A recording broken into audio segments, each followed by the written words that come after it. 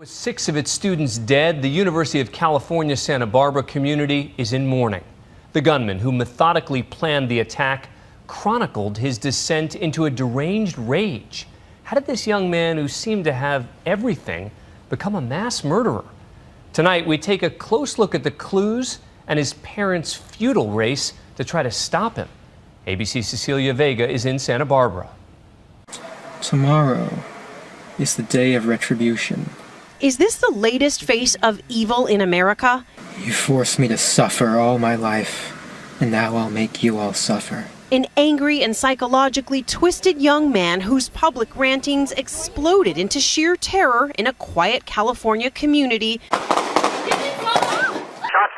fired. Taking 6 young lives and injuring 13. 22-year-old Elliot Rodger, the son of Hollywood privilege, but sexually frustrated.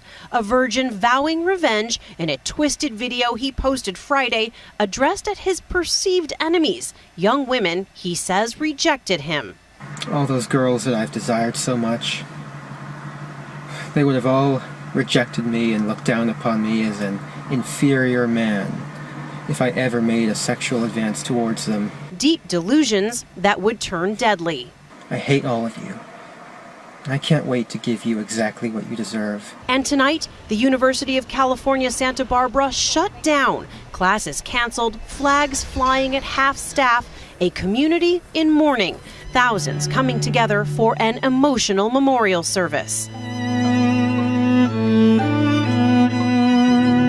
Let us cherish the moments that we've shared with them and be grateful to have had them in our lives as friends, as family, and as loved ones. And now new details are emerging about Rodger's life. His parents divorced. His father, Peter Rodger, a respected director who worked on the Hunger Games. But their son Elliot lived his life as an angry outsider. A family spokesman telling ABC News Rodger had been in therapy from 9 years old. But this painfully shy young man creating on video what he couldn't in life. I've waited a long time for this. Is the killer's attempt to recreate his persona in a sympathetic way and in a way where he can get understanding, relevance, meaning, where his life has no meaning at all. This was a plan years in the making, executed methodically. The apparent revenge fantasy set in motion Friday night. At 9:17 p.m., Elliot Rodger's therapist calls Elliot's mother Chin, alerting her to an email from her son with a manifesto called My Twisted World. 137 pages pouring from this tortured mind, idyllic childhood memories, painful teenage years, and finally, an elaborate plot to kill. He's so invested in carrying out the mass killing that he'll sit down and write and edit and re-edit something that amounts to 140 pages, make a variety of different videos, and mobilize to a degree that this becomes a project, an ambition, a career path. His mother, alarmed, checked her son's YouTube channel. Immediately, she called her ex-husband, and they raced to Santa Barbara, saying they call police along the way. But it's too late. The first 3 victims already dead. Rodger's 2 roommates, James Cheng, Yuan Hong, and George Chen, along with their friend, Wai-Han David Wong, all stabbed to death in this apartment building. A death too terrible for George Chen's parents to even contemplate. I just don't know why this happened to our son. It's crazy. This just doesn't make any sense. At 9:27 p.m., the first reports of a mass shooting underway. Shots fired. Just as soon as we heard the noise, it was so close and just so terrifying. Rodger's next target, a sorority. He says to take revenge against all the girls who he believed rejected him. After I've annihilated every single girl in the sorority house, I'll take to the streets of Isla Vista and slay every single person I see there. This young man seems to have had a complete lack of skills and ability to interact with anybody, let alone the opposite sex. He banged on the door of Alpha Phi. When nobody let him in, he shot 3 women around the corner, killing 2, Catherine Cooper and Veronica Weiss.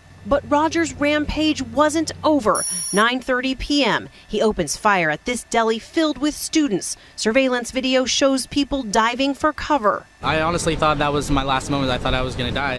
His final victim, Christopher Michaels Martinez. I gave him CPR for 10 minutes before the paramedics showed up.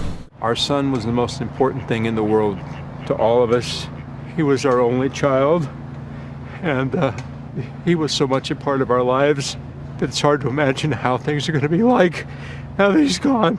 At the end, Rodger, driving in his black BMW, plowed down bikers and indiscriminately shot pedestrians. Some guy ran in our house bleeding everywhere. He said he got run over by a car. Nick Pasachuk was skateboarding with friends when Rodger rammed into him, sending him flying in the air. Both his legs are broken. His left leg was completely shattered. By 9:33, it was over. Rodger and police in a gunfight. The killer drives away, but then crashes his BMW, apparently turning the gun on himself. Police say they found 400 rounds of ammunition in Rodger's car, and that he carried out his shootings with legally purchased semi-automatic handguns. He was under psychiatric care, his parents saying they did everything they could to help a shy, reclusive son, even reporting his disturbing videos to police last month. Police went to his home, but say they found no cause to search it or order a mental evaluation. Because of the narrowness of the law, danger to self, others, or grave disability, those officers acted in accordance with the law.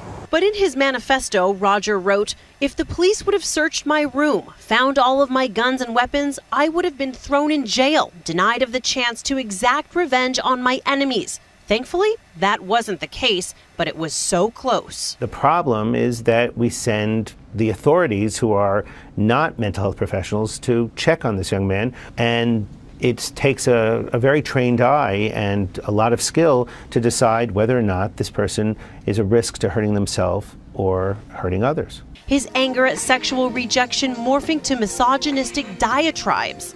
Girls gave their affection and sex and love to other men, but never to me. And now, a worldwide outpouring, more than 1 million tweets decrying a culture that turns women into sex objects. Hashtag #YesAllWomen, now fighting back.